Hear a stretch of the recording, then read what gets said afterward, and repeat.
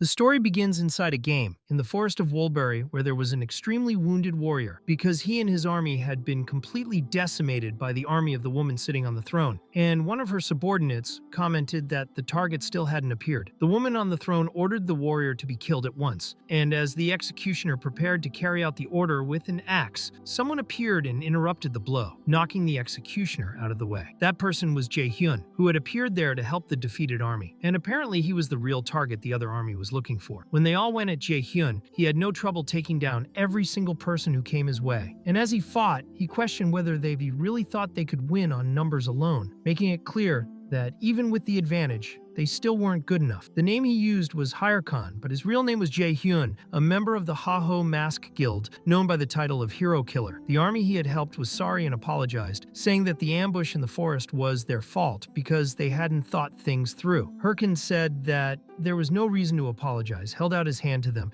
and told them that everything was fine, and that now they needed to get up. Everyone was moved, and he explained that it wasn't their fault, but the fault of those pathetic losers who can't fight fair, saying this while staring at the woman on the throne. This woman was called Sira, but her real name was Chae Seol-yeon, a powerful member of the Thunder Hunters Guild, known by the title of Queen of Thunder. Hirocon said it was funny to hear that coming from her, who was always getting beaten up by the same trash she despised. Sira then told him to watch his words, or he'd end up regretting it. Hirocon activated his inventory and equipped himself with his real armor and weapon, saying that regret was the stuff of wimps like her. Angrily, Sura ordered the army to kill him, and Hirocon only replied that they'd never learn, because people like them would never be able to kill him. However, at that moment, Hirocon was stabbed in the back by his own companions. He lost a lot of blood, and the system alerted him that he was in critical condition. The group commander apologized, saying that everyone there needed to survive, and that it was nothing personal. As he bled out, Hirocon couldn't believe what was happening. Sura began to laugh at him, saying that he was really pathetic for thinking that they would fall for that little friendship act. To her, friendship meant nothing when money was involved. Sura said that she would take him out of that game forever, and if she managed to kill him every time he logged in, he would never be able to play again, because she had heard that he worked with that. If he lost the game, he lost everything. Without it, he was just useless trash. When he tried to get up to fight back, he was hit again by the same people he considered friends, and he could hardly move. Sura thanked everyone for a job well done, and Hirocon asked why they had done it, as that guild meant everything to him. One of the members replied coldly that they were being paid millions to kill him, and asked what he expected them to do if they refused. Hirocon wondered if, after all he had done for them, after they had called him family, this really was the end of him, and then he died. The system informed him that he had been restricted for 48 hours before he could log in again. He then woke up at home, inside the virtual reality capsule, and thought that he had lost everything. It was then explained that Warlord was a game that dominated the global rankings, a virtual reality-based game with advanced artificial intelligence and large investments. It was because of Warlord that Jae-hyun went from being nothing to someone who was truly respected. And it was within this game that he found what he believed to be his new family. At least until now. Now, Jae-hyun thought that it was all unforgivable, so he ran out of the house, thinking he was going to kill them all at that very moment, wondering if those guys were aware of everything he'd had to do to get there. They really thought they could treat him like that, like he was disposable. If he had known that everything would end up like this, he would never have wasted his time helping those people. But as was typical of his luck, he was hit by a truck and probably died right there. And to make matters worse, the person he tried to call didn't pick up. Jae-hyun wondered if, in all possible ways, he had been hit by a garbage truck. He didn't think he could die like this. Not now, not like this. Those bastards who betrayed him just for money, that bastard who destroyed everything, he wouldn't let it go. He would get his revenge. And sometime later, he was being reconnected to the game. The player Hirocon had returned to Warlord, and his first challenge was to complete the tutorial, survive against the Minotaur, and get out of the labyrinth. He wondered why he was back at the tutorial, and if it really was the Warlord, while other people shouted for the noob to get up before he died, as the Minotaur wasn't happy at all. They said it was impossible to defeat that monster alone, that they needed at least 3 players to face it. Someone asked why Hirocon wasn't on the front line, but he just wondered why that Minotaur was still there, since it had been removed 5 years ago for being too difficult to kill. Another player replied that the Warlord had only been released 10 months earlier, and Hirocon, confused, asked how that was possible. The others found him strange and told him to forget what he was saying and just concentrate on the fight. But Hirocon didn't listen and charged at the Minotaur with his sword, leaving everyone shocked by his attitude. They said he was mad that he would die like that because it was impossible to defeat the monster alone. With great skill, Hirocon managed to dodge the first blow and made several precise cuts across the Minotaur's body, unleashing rapid and continuous attacks until he killed it with a single final blow. Everyone was surprised, wondering who that that player was who had defeated the Minotaur so easily. They tried to approach Hirkan, saying that they were skilled players and asking if he wanted to join their guild, but Hirkan remembered everything that had happened the last time he had trusted someone, and then realized that he had understood something very important. Without hesitation, he killed the two players right there, slitting their necks mercilessly. He realized that if he trusted anyone else in his life, he would deserve to go to hell. The Hirkan, known as the Hero Killer, was back. When Jae-hyun logged out of the game, he realized he was inside a capsule, but it wasn't his home capsule. He was in the V-Gear store, the name of the virtual reality equipment. He remembered that 5 years ago, he didn't have the money to buy his own V-Gear, so he played the demo of the game in that very store. That could only mean one thing. He really had gone back in time. If it was true, then he couldn't waste any more time. He had to take advantage of the knowledge he had of the future. He approached the sales assistant, took out his card, and said he wanted to buy the V-Gear immediately. The employee started to process the payment, but informed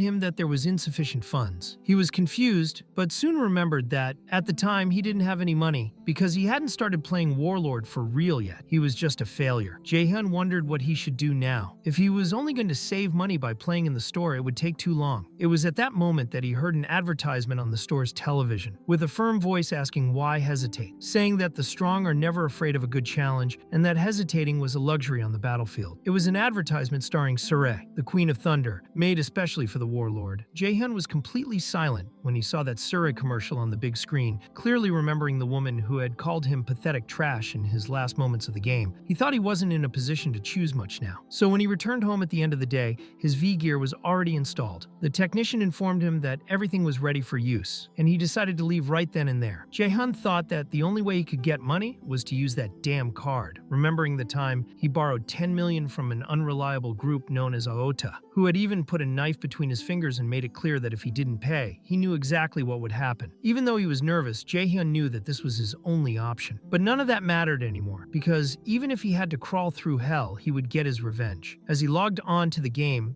Jae-hyun thought that he would become stronger and finish off everyone who had betrayed him. And then, he finally logged in. The system welcomed the Hirkan player back to the world of Warlord, and he thought that it had been a long time since he had last set foot there. It was time to meet someone again, but he had even forgotten her name. Ariadne, that was it. It was then that a woman appeared as if she were a deity, congratulating him on completing the tutorial. Her name was Ariadne, and she was there to guide him through the class selection. She explained that he needed to choose his basic class, and with her golden divine power, she revealed the 3 options available, saying that the skills developed with the basic class would determine his advanced class in the future. The first option was Warrior, the front line, a fighter specialized in weapons and intense combat, ideal for hand-to-hand battles full of adrenaline. Hirkan thought he had been a warrior last time. It was a good choice for leveling up at first, but later in the game, playing alone with this class became increasingly difficult. The second option was the Priest, a support who strengthens allies with blessings and healing abilities, but he immediately rejected this idea, saying that he would never waste his time helping others again. Ariadne then said that there was only one last option left, revealing that perhaps his path was a little darker. A divine power entered his body, and the system confirmed that the basic class had been chosen. He was immediately teleported to the class tower. There, Hirkan found himself in front of an immense staircase, at the top of which stood a wizard, a strange-looking guru, who welcomed him enthusiastically. This wizard's name was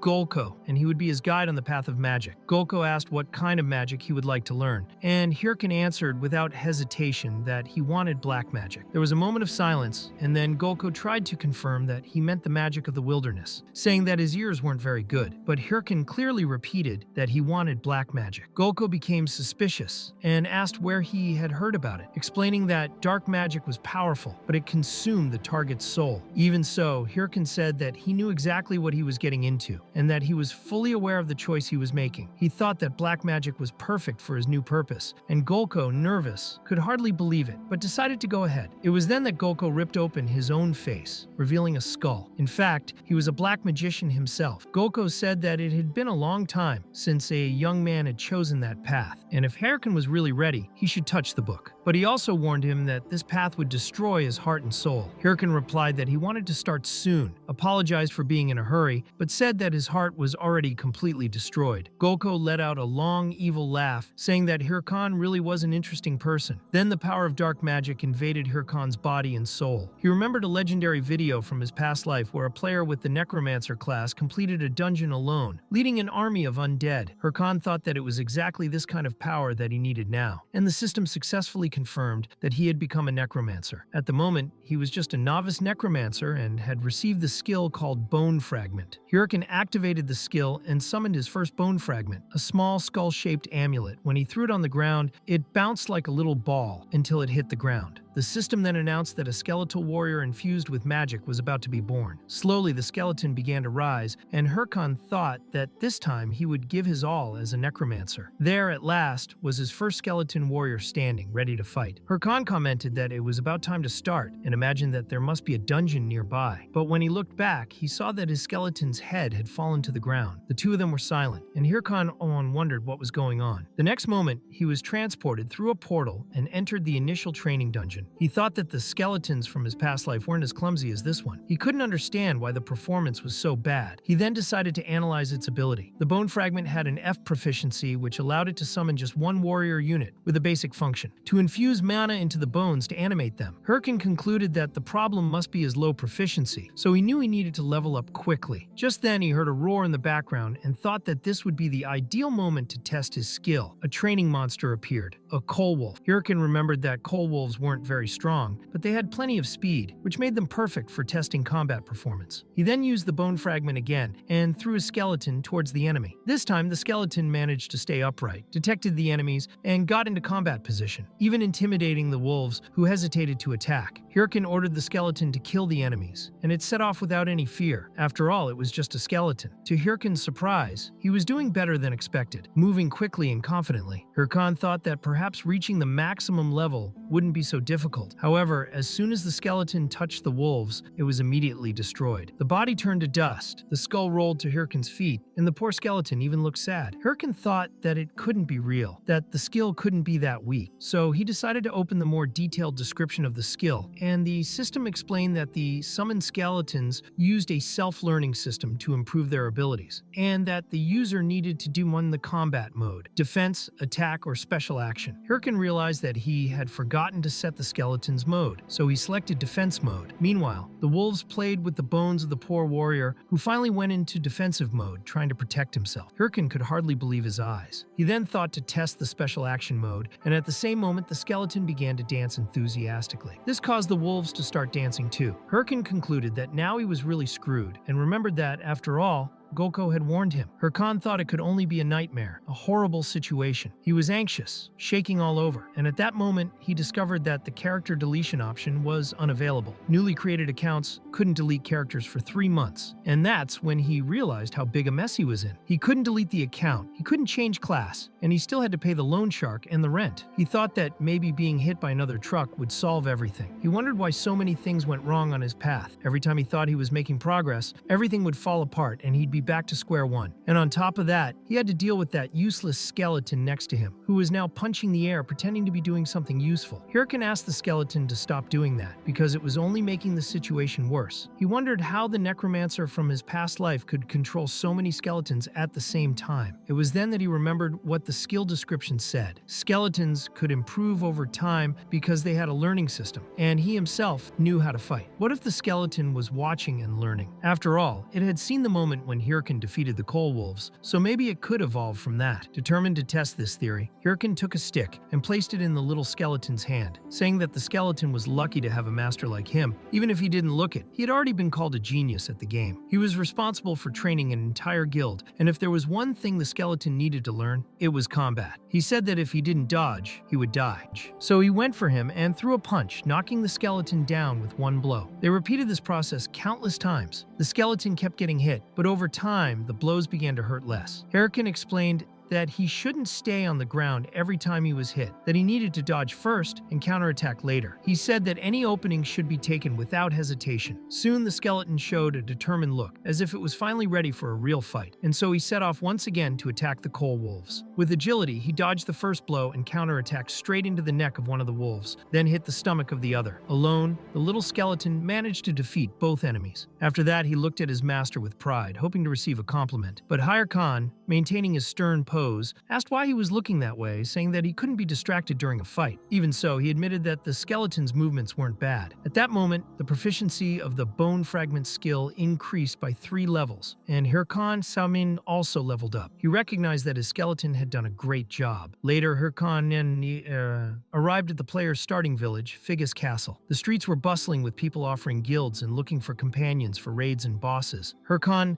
thought that his little skeleton was learning fast. Before long, he would probably be able to clear dungeons on his own. Now, the main goal was to reach level 10 as quickly as possible. While walking through the streets of Figus, he bumped into someone and ended up being pulled back. A chubby boy asked him if he had no manners, saying that when you bump into someone, you should apologize. Hirkan just looked at him and wondered who those fifth-rate villains were, completely ignoring what they were saying. He thought he didn't have time for this kind of problem. The fat man insisted, asked him if he was listening, and came at him with a punch. However, Hirkan was protected by another player, a big guy with sunglasses and blonde hair. The blonde man told the fat man that he couldn't go around punching people in the middle of the street like that. The fat man, irritated, asked who the hell he was and if he happened to be with Hirkan. The man said not exactly, but Hirkan recognized him instantly. That super muscular physique, those flowery and weird clothes typical of the Hawaiian style, left no doubt. This was Matador Shev, the best warrior player of his past life. Hirkan was surprised and wondered what he was doing there at such an early stage of the game. Just as he was about to say something, he was interrupted by a disgusting spitting noise that came straight from the fat man. He told the old man to get out of the way if he didn't know what was going on and accused Hirkan of hitting him first, saying he'd never heard of an eye for an eye, a tooth for a tooth. Shev then activated his intimidation skill, releasing an aura so strong that it was like a gale blowing over everyone in the square. The players around were dazzled by this immense presence. He said that if he was going to give it back, then the fat man should punch him in the palm, since the previous blow had hit him there. It was only fair, he thought. One of the fat man's subordinates recognized Shev at that moment and panicked. He said that this was Killer Shev, leader of the Red Bulls Guild, one of the 30 best in the game. He was known as a combat maniac, practically a killer on the battlefield. The fat man, now terrified, wondered what someone like him was doing in that place. Shev appeared smiling right behind him and asked what the answer was. The fat man was speechless, trembled with fear, and ran off while apologizing repeatedly. Shev then said that he was glad everything had been resolved peacefully, while the people around him wondered if this was really what he called peaceful. Soon afterwards, Shev asked if Hirkan was alright, and told him not to bother with those kind of people. But Hirkan simply turned away and replied that next time he didn't want any help. The atmosphere became uncomfortable. Shev himself scowled at the coldness of that answer and commented that it hurt. In fact, Hirkan left there furious. He felt that he had been completely suppressed by Shev's power, and he hated feeling weak. He swore to himself that the next time he met him, he wouldn't be the same man. He would become someone stronger. Later, inside a dungeon that looked like an old mining cave, Hirkan was still thinking about it. The difference in strength between him and Shev was absurd, and remembering that in their past lives they were on the same level only made him more determined. He had to overcome Shev if he wanted to achieve his revenge. As he reflected, a cold tiger advanced against him, but he wasn't worried in the slightest.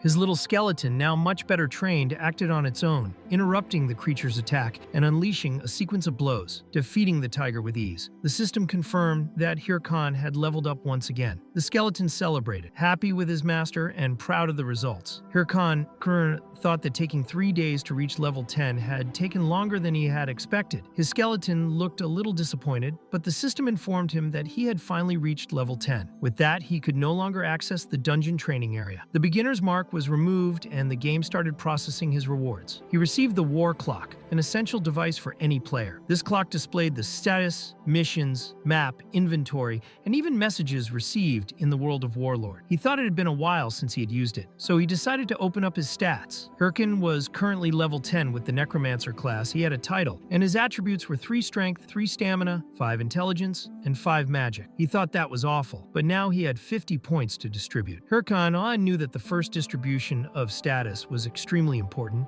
and he had to be very careful. As a necromancer, the most obvious choice would have been to invest in intelligence and magic, but he still decided to put all the points into strength, leaving him with 53 strength points in total. Now, he believed he could crush anything that came along. The skeleton next to him saw that choice and was completely horrified. It looked very disappointed. Hirkan realized this, and in response, gave the skeleton a kick so hard that it tore its skull off, but he didn't give up on being a necromancer. He was only doing it to teach it. Increasing magic and intelligence at that point wouldn't have much impact. impact, but investing in strength would allow him to teach it his moves as effectively as possible. He was literally betting his life on his skeleton learning. He even got emotional about it. Hirkin believed that the skeleton should worry about training, while he took care of the rest. Besides, he knew that the system wasn't the only way to increase status. Later, he went to the Monster Hunting Association in the Figus Castle branch. When he entered, they were presenting a new mission to the group, and the people started pushing each other and fighting to get the mission. They were almost killing each other for it. Hirkin found this strange, as the missions at this time of year were usually pretty bad, but the people seemed very motivated. They were probably newcomers. He went to reception and asked to see the list of available missions. The receptionist explained that he could choose any of the ones on the table, but warned him that the ones there were the ones nobody wanted, usually because they were difficult to complete or had very low rewards. He also commented that Hirkin was brave to be trying to get one of those. Hirkin knew it was true. Most of them did look awful, but he knew how to choose, and he soon found the perfect mission. It was called Bhima Mountain Cave, with a reward of just 10 gold coins and consisted of hunting very low-level monsters. The receptionist even asked him if he really wanted that quest, since the reward was only 10 gold, but Hirkin thought it was perfect for him. From the outside, it really did look like a bad mission, but if he completed it before reaching level 15, he could get an ultra-rare title called Ascending Star. This title was special because it increased stats by a percentage, unlike most, which only increased by 1 or 2 fixed points. The Rising Star improved attributes based on what the character already had, meaning that the more attributes he had, the greater the bonus. This would be Hirkin's first step towards becoming a completely broken character in the game. So Hirkin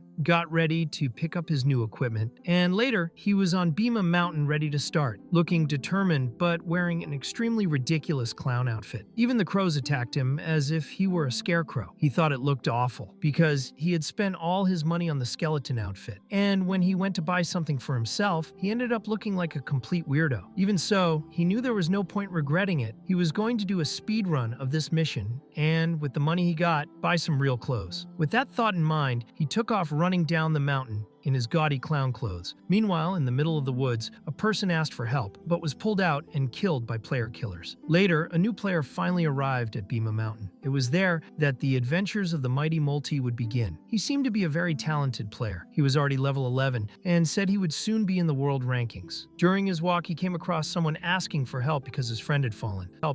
Multi, full of goodwill, ran over to help. The supposed priest explained that the monster had appeared out of nowhere and attacked them, and that they were now out of potions to cure it. Multi said he had some healing potions and offered to help. The priest thanked him several times, saying that he had arrived at the right time. However, Multi was attacked from behind without realizing it and fell with just one blow. The priest thanked him again, saying that he would make good use of his items. Multi, surprised, asked if they were deceiving people. The priest replied that they couldn't be blamed for that, since it was the player himself who had fallen straight into the trap. Multi was setting up his war watch, but the other said he was a real noob. He got scared, and the priest warned his companions that it was time to look for the next idiot. This group was known as the Ralph family, an infamous gang that hunted down and killed players. Later, Hirkin, now equipped with his skeleton, faced a new type of wolf, this time with a wooden appearance. He activated the attack mode of the skeleton, which became furious and ran at such an absurd speed that, in the next second, it had already eliminated the wolves. For defeating the 3 elder wolves, Hirkin gained 375, 366, and 379 experience respectively. He thought that now, with the skeleton using a real sword, he could deal with many monsters on his own. He felt he had made the right decision in prioritizing the skeleton's equipment, since real gamers didn't care about looks. Even so, he recognized that he looked very, very ugly. The skeleton, looking at him, seemed to feel sorry for him, and Hirkin realized it. He thought it was time to move on. He needed money to get rid of that horrible, pitiful, and tragic outfit. But just then, the skeleton was hit on the head by an arrow, something even Hirkin hadn't expected. A person approached apologizing, saying that he thought it was a monster, but it was just another Ralph family disguise, pretending once again to be innocent. The priest repeated his apology, but Hirkin quickly noticed the war watches and the blood-stained weapons. He understood that they were player killers, the famous PKs. Hirkin replied that everything was fine and said that he would love to receive a mana potion if that wasn't a problem. The priest replied that unfortunately they were also out of potions, but that they could help him level up, since when you level up, mana recovers automatically. Hirkin thought that if that were true, it sounded like a really good idea. The priest said that yes, it was their fault, so they wouldn't mind helping. He explained that some monsters had appeared and that the time was right, as they could just damage the enemies and leave it to Hyrcan to finish them off, making it easier for him to evolve. But as they prepared, the priest asked if everyone remembered the real plan. First, they would attract all the monsters, then cast a spell to strengthen them, and finally accidentally push one of the monsters onto their chosen target. Of course, in the panic, it would quickly die. But when they put the plan into practice, Hyrcan killed the wolf as if it were nothing. He looked at the Ralph family and commented that they were good, and this left the group confused. They began to wonder how that summon was so strong and thought that perhaps Hyrcan's level was much higher than they had imagined. So this time, they threw several wolves at him at once. One of the gang members, who was wearing a heavy mass, rushed to attack Hyrcan from behind, but he dodged easily, leaving the player completely shocked. He hadn't expected a summoner to be so fast, but Hyrcan, with a single blow, cut through the mass and knocked the player to the ground, eliminating that criminal without hesitation. Hyrcan then ordered his skeleton to take care of the other two. The skeleton was furious and ran with its master towards the Ralph family. The priest still tried to talk, but the two were quickly eliminated by the skeleton and Hyrcan, the famous hero killer. Hyrcan thought he knew this type of person very well. People who gained the trust of others only to stab them in the back in the dirtiest and most pathetic way possible. The old Hyrcan would have fallen into this kind of trap, but the Hyrcan of today was different. The priest, seeing the situation, tried to ask for a moment to negotiate. He said they could take his items, but they didn't have to kill him. But Hyrcan no longer believed in promises. For him, it was already too late, so he finished the job and killed them both. Ralph was defeated and, 8 war watches, which clearly didn't belong to him, were left on the ground. Hyrcan commented that the guy had quite a lot and decided to keep it all for himself. He could take advantage of the situation. He also picked up some decorative clothes. Meanwhile, the skeleton was still stepping on the fallen player, or maybe he wasn't completely dead. In any case, it seemed to be making him suffer, and he still seemed quite happy about it. Hyrcan wondered what was wrong with the skeleton and if it also wanted to get some items for itself. Later, Hyrcan healed his skeleton using the power of necromancy, and now his companion was much better equipped. The skeleton even resembled that of another famous work that they had already shown in its entirety on the channel, the 10-hour-long one. Perhaps it had even been inspired by it. Hyrcan commented that he seemed very happy with his new equipment and that, in the end, appearances didn't matter in the game. It was what was inside that really counted. But now, he was looking pretty stylish too. The skeleton looked at him with an expression of doubt, as if it didn't believe anything he said. Hyrcan was pleased with the war watches. It was explained that when you sell another player's watch, the items in their inventory are transformed and drop random rewards. Then he got rare equipment with bonus statuses, such as the Black Goblin pants that gave an extra 5 points in magic and intelligence, the Sword of the Ancient Essence that gave an extra 10 points in magic, and a skill book of the Demonic Curse, as well as a large amount of gold, something that even seemed like winning the lottery. Thanks to those naive players, he got all this faster than he expected. After that, he took out a mask from his inventory. Hyrcan thought that he would soon start recording his gameplay, and that was why masks of this kind were necessary, until he remembered someone saying that this kind of thing needed to be stylish. Hyrcan believed that the guild needed to have an identity. It needed a face, and that was why it was called Hey Ho Masks. He thought that people would like that identity, which is why the guild was given that name. Hyrcan even thought about changing his style completely, but ended up going back to the old mask. He changed it into something darker and decided that he would never again let anyone steal what was his. He was determined to prove that he had always been right, and he was going to do it from the start. After equipping himself with his mask, he set off together with his little summoned skeleton. Later, in the mountains and peaks, they were entering the next dungeon, known as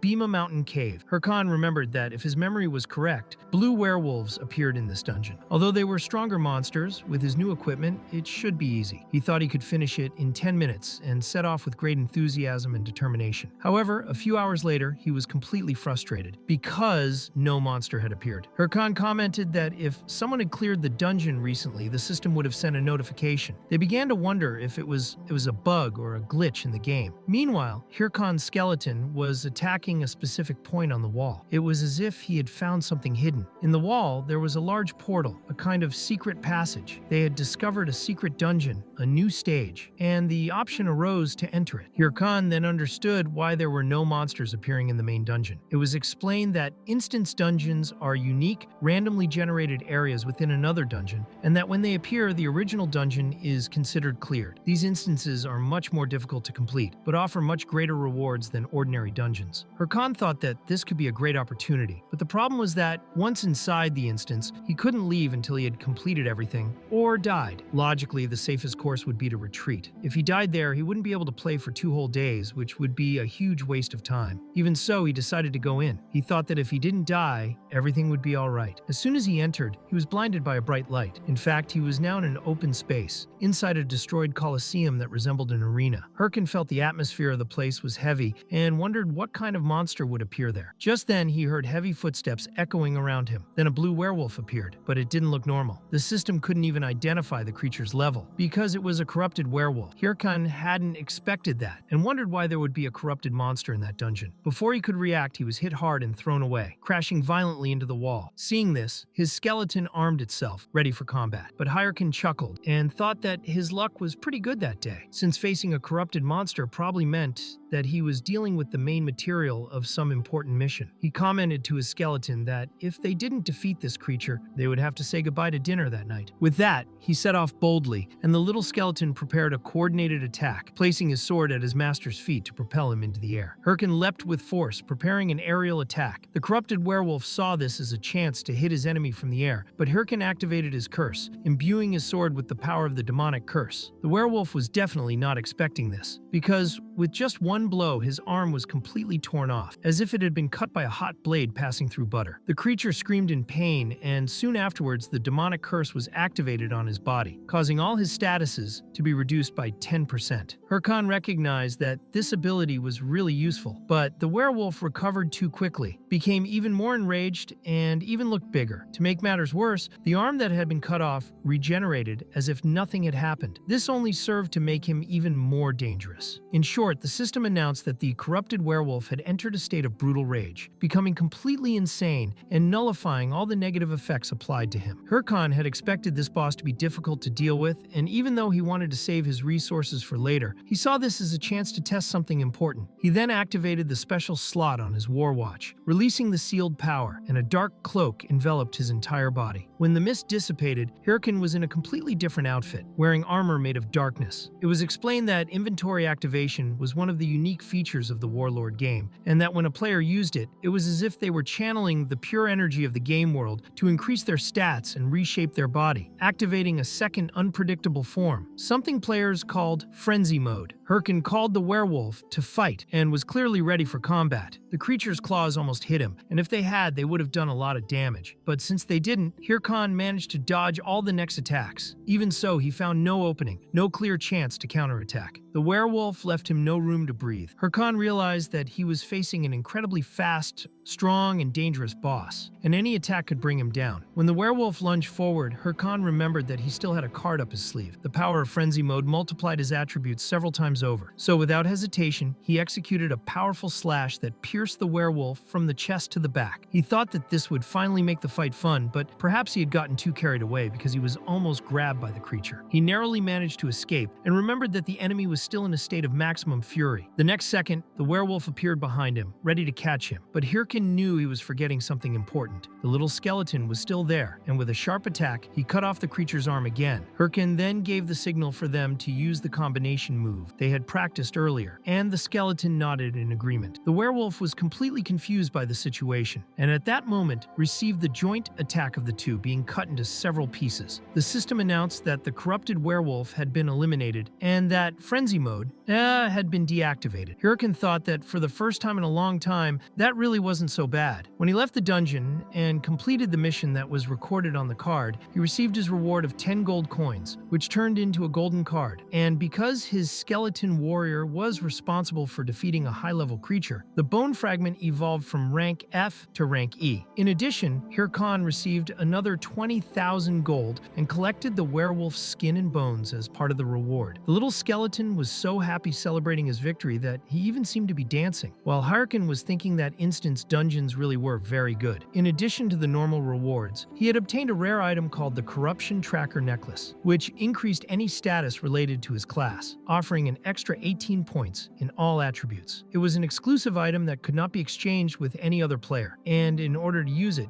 you had to have the title of Corruption Tracker. Hirkin wondered if it was a unique item. Even without being able to sell it, it was clearly far superior to any common item. It was then that he realized what it really meant to be a corruption tracker. He had acquired 3 new titles. The first was Rising Star, which increased his intelligence and magic by 3%. The second was Challenger of Heroes, which granted 3 points of stamina, but which seemed to be a much more modest bonus. And finally, the title Corruption Tracker, which still had no description in the system, but Hirkin already had an idea of what it was. It was the introductory title for the first chapter of the Warlord game's main story mission, a narrative line considered to be the backbone of the game's universe, and which determined the course of important events within that world. That's why the rewards for this mission were absurdly good. Every player dreamed of taking part in this quest line, no matter how hard they had to work. It was the most important and desired content in Warlord. Hirkin thought that, in his past life, he had barely made it to Chapter 4 of this mission, and now, there he was, entering from the start with a huge advantage. It was as if he had won the lottery 5 times in a row. Excited by his unexpected progress, he decided to log out of the game to celebrate. Later at home, he was watching the announcement video of the Hydra Guild, which had just reached the final stage of the corruption scene. They promised to clean it all up in just 3 months. Watching the video, Jaehyun was disgusted, muttering that it wasn't luck at all, but pure manipulation. The Hydra Guild was already in its final phase, and he believed that there was nothing more that could be achieved there. He was so close, but now he thought he might have to skip this part and jump straight to the next chapter. But then he had an idea. Perhaps this was the perfect opportunity. The entire world of Warlord was focused on the corruption phase, and this was the first major mission to be completed on the entire server. If he uploaded a video showing the secret dungeon and the battle against the corrupted werewolf, that content could become a super viral video. He could already imagine the dollars pouring into his account, one after the other. It was a good thing he had recorded it all. Now he just needed to edit it quickly, make a few cuts and publish it. But for that, he thought of a specific person, someone with the talent to turn that material into something legendary. The legendary editor from his past life, who at that moment was nonchalantly eating noodles. It was the filmmaker Romeni. When Romeni received the request, she was a little surprised. She hadn't expected someone of a high level to send something directly to her. When she saw the name Hai Irkan and read that it was a level 15 dungeon, she thought that it was probably the beginner's cave, imagining that it was just another noob trying to make a viral video. But as soon as she opened the content of the video and understood what it was about, she was so shocked that she even knocked over the chair she was sitting on. Romeni immediately realized that this player would be the perfect model for her videos. Later in the evening, while this was going on, a very wealthy woman had summoned one of her subordinates to an urgent meeting. She commented that a new video about the corruption phase had just been posted, and said it was interesting because it showed a level 15 player defeating a corrupted werewolf single-handedly. The subordinate informed her that her team had already reviewed the video and believed that the werewolf was probably low level. But the woman ignored this analysis and said that she really liked the player and wanted to hire him immediately. In real life, that woman was Chae Seol-yeon, the CEO of Lightning Enterprises, the world's #1 business conglomerate. In-game, she was known as the Queen of Thunder, Sirma, one of the most influential figures on the entire server. Meanwhile, Hirkan was completely shocked. Gamis, looking at the numbers for his video, it had only been a few hours since he posted it, and it had already exceeded 6,000 views. He thought that things were really working out. In his previous life, it had taken him months to achieve this kind of reach. He soon noticed another difference from what he remembered. Romeni, as well as having done the impeccable editing of the video, was also starting to contact him more often. Hirkin used to think that Romeni was someone unreachable, but apparently in this new life, she was getting closer and closer. She asked if he had seen the number of views, and he confirmed that he had. Romeni replied that it was her job, but she didn't stop praising him, saying that the material he had sent was premium, and even sent him a flower picture as a joke. Hirkin thought for a second about blocking her, but knew she would be very useful. Romeni then asked when the next video would be, and Hirkin replied that that was an excellent question, since he himself had no idea what he would record next. It was practically impossible that another corrupted boss would appear out of nowhere in his path just because. Even so, he clicked on the button to log back into the game and thought that, for the time being at least, everything was going as expected. So he logged back into Warlord. Meanwhile, elsewhere in the game, head matador Shev was watching Hirkan's video. He admitted that the boy's moves were excellent, but there was something strange, something familiar. He began to wonder if he had ever met that player before. Just then, someone appeared and asked who he was talking about. It was Yahello, also from the Red Bulls Guild. Shev replied that he was talking about that player everyone had been talking about lately, Hirkan the Ha-Ho Mask. Yahello insisted on knowing why he was so focused on that video, saying that lately the boss only watched this guy's recordings, as if he were obsessed. Even so, Shev said that the new players emerging made him increasingly cautious, but that one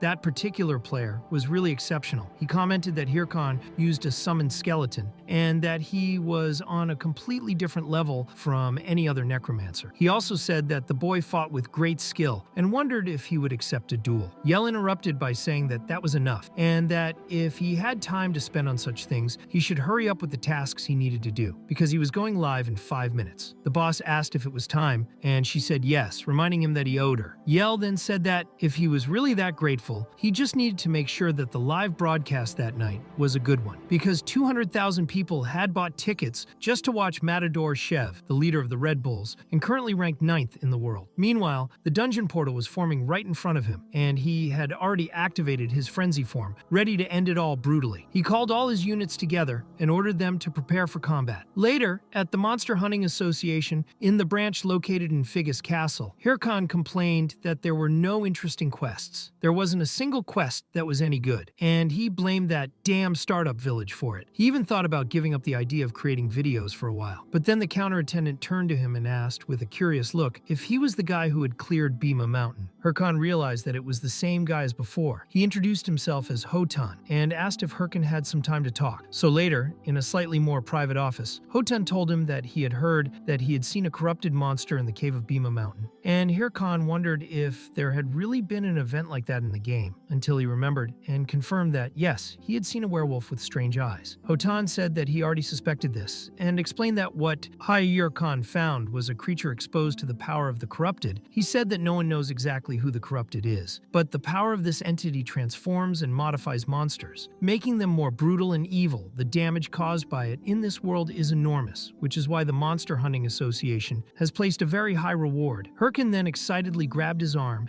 and said that he would be happy to risk his life to bring down this evil being. He thought at the time that this was a hidden mission, and he became even more excited when Hotan explained that the boy would be facing a very powerful and corrupted being. Even so, Hirkan replied that it was fine. He was willing to face anything. Hotan said he wasn't ready for that, but Hirkan thanked him for the opportunity. As he insisted, Hotan said he would give it a chance and explained that there is a man called Ahimbri in Bun's Castle, which is to the east of Figus Castle, and that this man could teach Hirkan a thing or two. He would also write a letter of recommendation. Hirkan was very shocked, but he accepted the secret mission called Ahimbri's Teachings, where he would have to find Ahimbri and deliver the letter written by Hotan, and as a reward, he would win a skill book. He began to shake with excitement and shouted with happiness, thinking that now the game was really beginning. In his mind, it seemed to be a mission to become a disciple of Ahimbri, who was one of the 7 disciples of the great mage Bokhan, and the NPC Ahimbri possessed the rarest skill books in the game, books that any mage and warlord would kill to get, and almost no one had that chance in their past life. Hirkan thought that perhaps he had gotten it because of his Rising Star title, and also because of the main mission involving the corrupted. Excited, he prepared to run like there was no tomorrow. But he almost forgot one important thing. There was something he needed to sort out before he set off. So later, he went to a forest where the leaves were falling, and in a clearing, he used the bone fragment, throwing that little skull on the ground and summoning his little skeleton. Hirkan realized that he still hadn't properly analyzed the items he had picked up the day before, and now he could finally use the werewolf skull.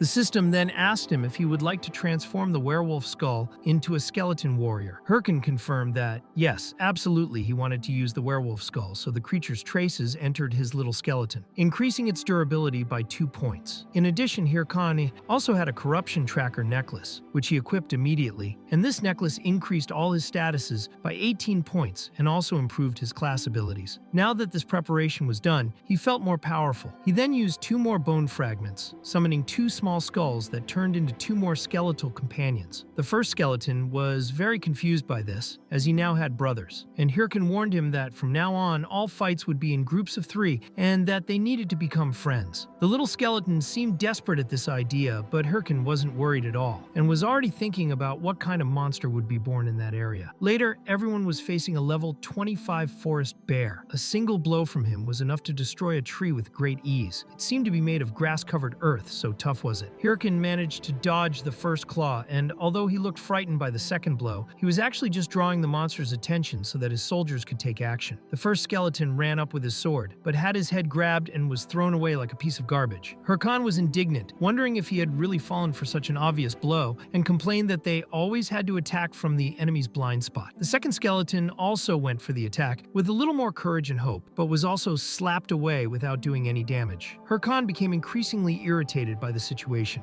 reinforcing that he was supposed to attack from the blind spot. Meanwhile, the bear was just watching everything calmly without attacking Hirkan as if waiting for the next mistake. Hirkan became even more frustrated, realizing that even after seeing the other being crushed, the second skeleton acted in exactly the same way. He thought that this kind of training was getting him nowhere. Then came the last hope. The strongest skeleton, the armored one, sprang into action, and Hirkan was impressed by his courage. He lunged forward with his blade ready, but when he got close, he was slapped so hard that his skull was blown off. Hirkan concluded that no, he wasn't the last hope either, and that they were all idiots. Later, the three skeletons were gathered together being scolded. They were visibly nervous, and Hirkan asked them if they had brains, even though he knew they obviously didn't, but he still questioned it. He explained that when a monster is attacked, it turns against the attacker, so there will always be a blind spot available, which means they only need to attack from the blind spot. Even so, the little skeletons were confused and didn't quite understand. Hirkan wondered why he was still wasting time explaining these things. He even thought things were going well, as his ability had risen in rank, and thanks to the effect of the necklace, he could now summon 3 skeletons. However, it was no use, as the 3 of them were still weak and lacked any team coordination. Even if the first one had learned something on his own, the 3 of them didn't seem to work together at all. He realized that he was spending triple his mana and getting even worse results. Hirkan was so frustrated that he thought about dropping everything. But at least he recognized that he had reached level 20 and that, for the time being, his next videos wouldn't be focused on combat. Finally, he told everyone to get up, because today had been enough training, and now they were ready to head towards Bangsu Castle, where they would arrive shortly. And Hirkan thought that now that he had become a necromancer, his summons would do all the work for him, so he could just sit back and relax while the undead took care of everything. But he soon realized that things seemed even worse than before, as if fate was always against him. So he continued walking through the forest until he reached the Monster Hunting Association in the Bangsu Castle branch. And even though it wasn't the original village, the place was pretty full, with players and NPCs everywhere, all very busy. Suddenly, the players began to get agitated because they couldn't find a specific person. They were commenting loudly and searching desperately, wanting to know which mission this person had taken, asking each other where he was and shouting for someone to capture him. And Hirkan observed this with contempt, thinking that these people looked like a pack of hyenas. There were always these types everywhere, who instead of focusing on their own missions and progress, preferred to follow what others were doing, as if they were parasites trying to suck up other people's efforts. It was then that a bald man approached and asked if he had any good missions that they could do as a group. But Hirkan rudely told him to go away, as he knew he couldn't let anyone find out that he was on a Himbri's secret mission. So he went upstairs and handed his letter of recommendation to the NPC at the entrance. As the letter was from Hotan, he was allowed to enter immediately, which caused quite a commotion among the other players, who were outraged at not being able to do the same. Many also wanting to pass through that barrier. But Hirkan was already excited about what a Himbri could teach him, as it was a secret mission and should contain some very valuable reward. Besides, it seemed that his connections were finally paying off. When he entered the room, he was quite surprised, as the place was a real mess, with piles of books thrown all over the place, as if it were an abandoned warehouse. And soon he heard a voice asking who was there, because there were no appointments scheduled for today. It was a Himbri himself, who looked completely exhausted, with deep circles under his eyes, books piled on his feet, head and arms, which made Hirkan wonder if he had always been like that. He then introduced himself as Hirkan, saying that he had been sent there by Lord Hotan, and Himbri commented that he was a black magician in training, and that he seemed to have good potential. And Hirkan, even though he didn't care, thanked Hotan for the recognition, but made it clear that he was only interested in his reward. The Himbri then handed over 2 very rare books as payment, one teaching the skill of bone armor and the other the skill of the Helmet of Madness. And Hirkan was completely surprised, as they were incredibly rare and valuable items. Yet he thanked him very much for the reward, and the Himbri only replied that with that his negotiation was concluded, wishing him a good journey before ending the mission. But Hirkan wasn't satisfied, as he had hoped there would be more content linked to that mission. So even though the mission was officially over, he tried to insist, calling the master and asking for another chance, as he wanted to learn even more skills and was willing to do anything for it. Then a Himbri grabbed his hands and asked if it was true that he would do anything, and he seemed to like this promise very much, because soon afterwards he handed Hirkan a new mission called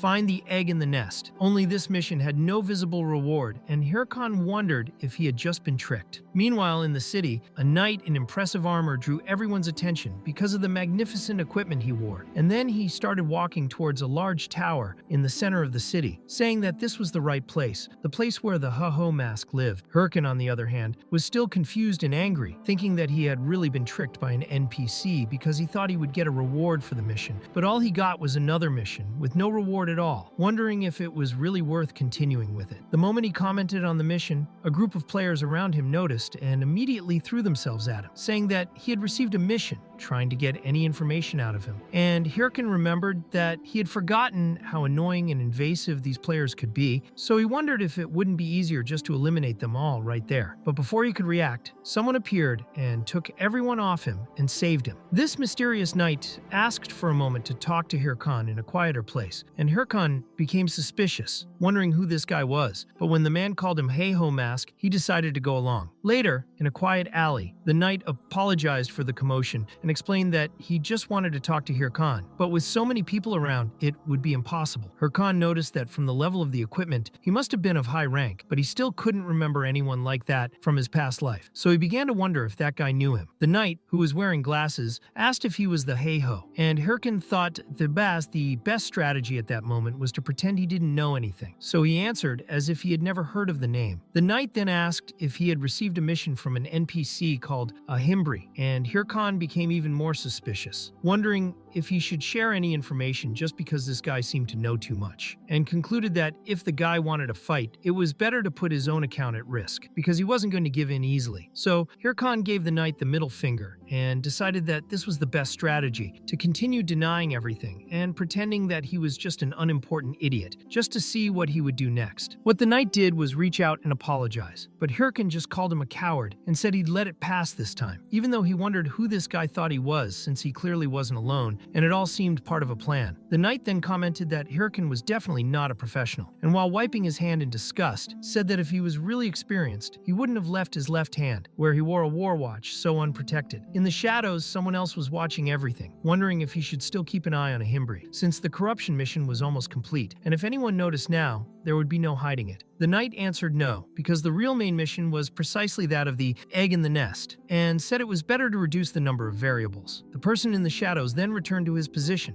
and the knight also left. Meanwhile, Hirkan was watching everything from the window, wondering who that other person involved was, and concluded that since they were moving around together, they were probably part of an organization. But if they were from an ordinary guild, they would never have revealed their identities like that, trying to make some kind of deal with him. He also realized that the way the knight used his left hand with the war watch indicated that they were definitely not novices, and so he wondered once again who the hell those guys were. Later, while training his skeletons, Hirkan was sure that there was something special about that egg in the nest mission, and concluded that they had probably seen the video he posted, because the name of his channel was Ho-Ho, and that's why they came after him. But even so, considering that they had let him go, it seemed that their target wasn't exactly him, or at least not yet. And yes, it was about the mission he had received. Hirkan thought that he had no idea what was going on, but if he continued with that mission, he would surely run into those guys again. In order not to be traced, he would have to stop posting videos for the time being. He wondered why there were always psychopaths getting involved in his life. Meanwhile, Chie, or rather Storm Queen Sure, was awakening from her capsule. Her secretary Park Suji appeared, saying that she had done a great job. Suji offered her a glass of water while asking how the test for new members had gone. Chie replied that it was complete garbage. She wondered why no one was remotely useful to her and wanted to know if there had been any news of Raho recently. Suji commented that he still hadn't heard back from the guy who posted the video and that perhaps he had even joined another guild. Chie asked if it really was another guild, and Suji replied that he would check again. Chie asked for the information to be delivered as soon as possible, and also asked about the director. Suji said that there was no word from him either. Chie commented that the warlord was getting powerful, and that was why he was quiet. She recalled that when he first said he wanted to play these games, he tried to call off the wedding. Suji was impressed by Chie's big body. Before leaving the room, Chie told her to make a new selection of candidates and to submit the report by the next day. Suji asked in surprise if it was until tomorrow, but Chie just slammed the door in her face. Suji wondered about her boss's difficult temperament. Meanwhile, Hirkan was in a place place he hadn't visited for some time, the Lizard Swamp. He thought that, as a Himbri was staying at Ban's castle, the mission area would surely be near there, based on the word egg. He considered that the mission could be related to oviparous monsters, such as those of the bird, reptile, or insect type, and the place that matched all this was precisely the Lizard Swamp. He decided to look there first. If he didn't find anything, he would go elsewhere. Hurricane summoned his little skeleton to test something. As this was a high-level hunting ground, he thought he should put an enchantment on the summon. He used the skill Elmo of Madness, which marked the skeleton's head with a symbol. This symbol activated the spell, and there was a random chance that the creature would lose its sanity. When he activated the helmet, the little skeleton became extremely tuned, gained horns and a red energy, looking much stronger and more insane.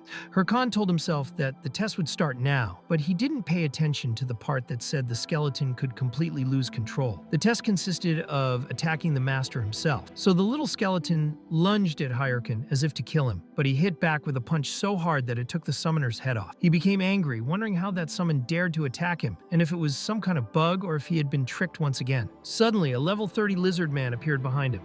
Hurricane thought that the guinea pigs had arrived at the right time. He activated the Helmet of Madness on all his summons. All the skeletons had their attributes increased and received armor made of bones. Now they were ready to face the lizard men. They advanced totally insane, and the monsters were no match for them. The lizard men were broken in half with ease, and at that moment, Hurricane received 864 experience. Hurricane thought those incantations were great and decided that next week they would keep doing it again and again until they found that damned egg. He thought that if he wasn't in that region, they would move on to the next one without hesitation. But before he knew it, someone was watching him with great interest. That person was Ilya, a woman known for her stunning beauty. She knew this and had no problem admitting it because it was the truth. Everyone around her adored her. Many even offered her gifts just for her looks. Because of this, her life had always been easy, because whenever she faced a problem, her slaves solved everything for her. But at that moment, Ilya slipped and fell face first into a puddle full of goo and dirt. She thought angrily that she hated that place. She remembered that one of her slaves had brought her there once, promising to help her level up, but he had died on the way, and now she was alone and stuck in that horrible swamp. Ilya realized that the monsters in the area were incredibly strong, but when she saw Hyrcan,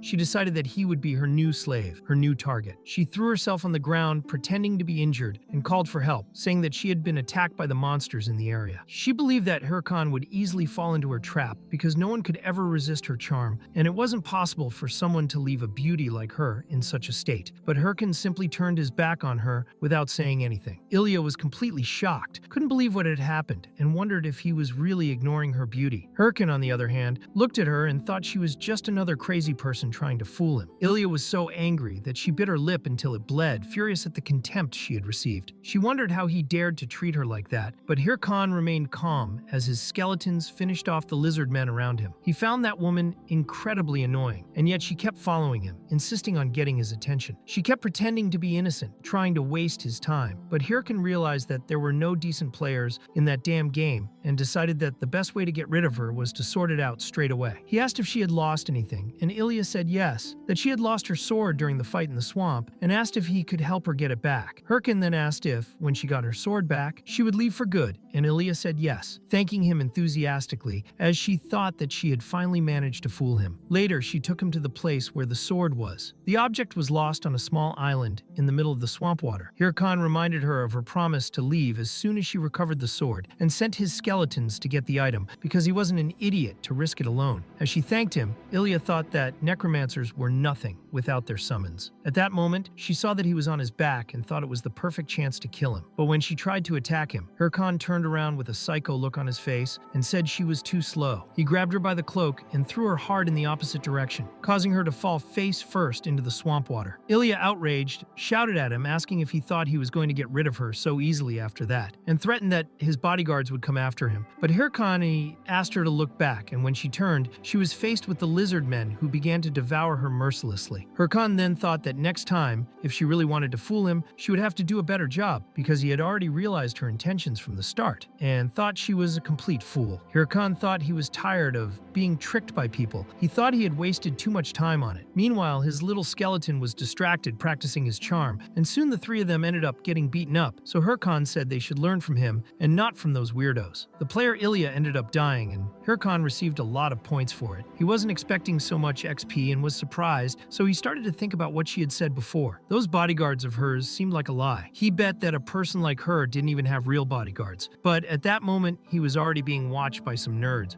Later, still in the swamp, Hirkan was confronting one of the nerds, and the fat man in the group said that that damn enemy of Ilia's was going to pay for what he had done. But Hirkan wondered why they were going to such lengths for her. It wasn't as if she was paying them for it. So he began to think that it was ridiculous for someone to do all that just to avenge a woman they had met in a game. The fat man then replied that he was doing it all because he loved her, after which he was cut in half and killed. Hirkan thought they were all a joke. He thought that crazy girl from before had tried to trick him and hadn't succeeded. He'd got rid of her, but now she wanted revenge, and it seemed she really did have bodyguards, because when she asked for help, it seemed to have worked. Now all the nerds were after him, calling him Ilia's enemy, and Hirkan thought it was all insane, because every day he met a different crazy person in that game. He was also anxious about that damned mission where he needed to find an egg, but so far he hadn't found anything, and now he still had to deal with those assholes. Hirkan thought he needed to finish off that woman once and for all, because if he left that place unprepared, he could get into even more trouble. So he took another war watch and got 5,000 gold, as well as a few items, including the Necklace of Promise, a super rare item that could be sold for 800,000. Hirkan thanked that dead nerd for the reward. He thought that if they kept coming, he would kill them one by one, because that was easy money. When another nerd showed up, Hirkan confessed that it was he himself who had killed that Ilia and warned that anyone who tried to do anything would end up dead too. But when he realized that there were several coming at once, he ran away from that army of nerds. Hirkan didn't understand why there were so many of them there. He thought that obsessive woman was taking it too seriously, so he threw his skeletons into the fray. But the nerds weren't scared. They used the power of love, and unbelievably, it really worked. They defeated the skeletons with ease, and Hirkan began to realize that these guys were on a higher level than him. He understood that a fight against everyone at once was impossible to win at that point, so he decided that he would kill them all as soon as he leveled up. Later, he was in a much darker part of the swamp, and he thought that those nerds were really persistent, so he needed to keep moving so as not to get caught, until he realized that he no longer recognized the place where he was. That environment seemed very different from all the rest of the lizard swamp, and he had already explored that swamp many times. Hirkan began to think that this must be related to his mission. Perhaps this was the right place. Meanwhile, even the nerds were passing by looking for Hirkan, and when they saw his skeletons, they realized that they were dancing, so the nerds wondered what was going on, calling it a skeleton ball. The chubby nerd was furious at the Necromancer's provocation. He took it as an insult to Ilia and stormed off in a rage, only to be caught by a large creature that he didn't notice approaching. He had entered the boss area of that place, and everyone was terrified when they saw the huge creature, the level 40 lizard dragon. Hirkan, of course, was hiding and realized at that moment that the place he was in was the lizard dragon's nest. This was a boss with an extremely high defense fence, a lot of life, and a powerful attack, requiring at least 20 level 40 players to defeat it. From what he remembered of his past life, the lizard dragon raid had already been completed a while ago, so normally this boss shouldn't have been there at the time. However, as his related mission was in that place along with that egg, the monster ended up reappearing because of Hirkan's mission, meaning that if the lizard dragon was still there, that was exactly where it needed to be to complete the mission given by Ahimbri. It was then that Hirkan realized something important. Ahimbri had sent him to that place alone, to face a level 40 creature, a real raid boss, and Hirkan thought that that wretched wizard was a scammer. But he was relieved to still have companions nearby, the nerds, who could serve as a distraction in the fight against the dragon. The nerds said they could just run away, but Hirkan didn't intend to let them escape so easily, so he used enchantments on his skeletons to surround them all, completely blocking the way out. The nerds complained, saying they could force their way through, but the one who tried to do so was thrown into the sky by the dragon with a single blow. The other nerds realized too late that Hirkan was already running, and he mentally thanked them for their sacrifices, promising never to forget them, since now the way was clear for him to enter the dragon's empty nest. As soon as he entered, he started looking for the egg, but the place where it was supposed to be was completely empty. Hirkan insisted on searching, as he believed it had to be somewhere, until he finally found something that looked like a very strange egg. In fact, it was more like an egg-shaped stone, but it still vaguely resembled a real egg, so he decided to take it with him. Soon afterwards, he realized that all his skeletons had been destroyed, which indicated that the dragon was now detecting the last living invader on the site, namely him. The dragon appeared, destroying everything around it, and Hirkin realized that he was completely screwed. He knew he couldn't stay in the nest for long, so he decided to take the object that looked like the egg, hoping that it really was the item for the mission, and if it was something valuable, hoping even more that it was the double mission. Later, in the swamp, the Legion of Nerds was completely defeated, and the only one still alive saw Hirkan approaching. Hirkan commented that Warlord was a very interesting game, as it gave freedom even to idiots like them. When the last nerd tried to reply, Hirkan almost stuck his sword in his face, explaining that he wasn't joking when he played Warlord because there was a lot at stake, and that next time he wouldn't take it too easy. He said this to both that nerd and that damned woman and walked out of there, stepping on the bodies scattered on the ground. As he walked, Hirkan thought that if they came after him again, it would turn into a real war. Now he wanted to make some money, so he decided to sell the exact location of the lizard dragon for 100,000 gold. Later, he went to deliver the egg directly to Ahimbri, claiming that he had brought the item he had asked for. Hirkan thought it had to be the right thing to do, as he didn't want to go back to that swamp ever again. Calmly, Ahimbri confirmed that this was exactly the item he was looking for, and praised Hirkan's work, saying that he had been much quicker than he had expected, especially for someone like him. Hirkan wondered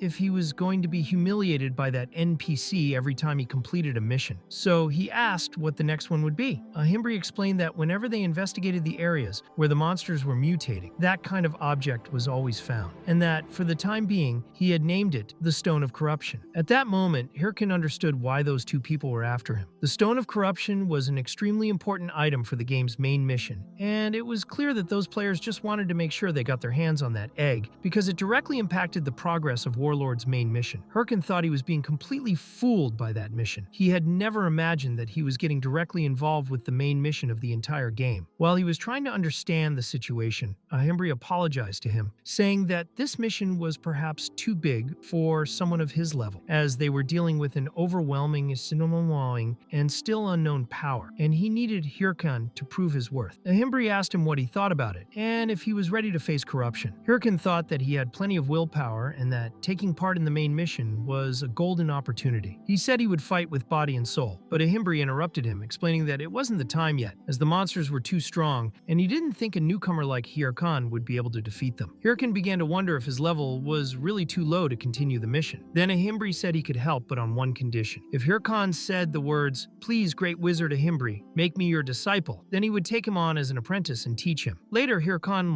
left Ahimbri's house extremely angry after accepting that bastard's mission. He complained to himself that the wizard was a wretched pervert and that he hated him deeply, even more for making him repeat that shameful phrase 3 times in a row. Meanwhile, in the lizard swamp, the raid finally defeated the lizard dragon, bringing the confrontation to a complete end. This was only possible because Hirkan himself had sold the exact location of the dragon, and the group celebrated their victory. The person who had helped the most during the preparation of the raid was the bespectacled knight, the same one who had been behind Hirkan earlier. He thanked everyone for their support, and of course the players wanted to share a good part of the reward with him. They said that if it hadn't been for him, they would never have made it. But the knight, known as Heaper, refused any kind of compensation, saying he hated breaking the rules. The other players were confused, wondering if he really didn't want the money, and some even wondered if he was doing it all just to help people. As he walked past them, Heaper said that all the items inside the nest belonged to the group, but inside he was thinking how lucky he was to have this chance. He never imagined that he would have the opportunity to get his hands on the Stone of Corruption. As soon as he heard that the lizard dragon had reappeared, he was afraid that the Heiho Mask Guild was also involved. But when he learned that the dragon was still alive, he saw a real chance. So he ran straight to the nest to get the Stone of Corruption. But when he got there, the place was completely empty. The stone was no longer there. He was so frustrated that he shouted out loud, overcome with rage. Later, Jaehyun commented to Yahello that he could finally fulfill his wish. After going through so much pain and hardship, he now had enough money to do what he wanted most. He said that, with all that money, he would finally be able to buy meat, and that after so long, he would finally be able to eat properly again. Jaehyun commented that he had made a lot of extra money by killing those nerds, so he converted it all to real money, thinking that he was now set for life. But as soon as he made the deposit, it was like being stabbed in the chest. The credit card took some of it, the household bills took some, and the rent took what was left. In the end,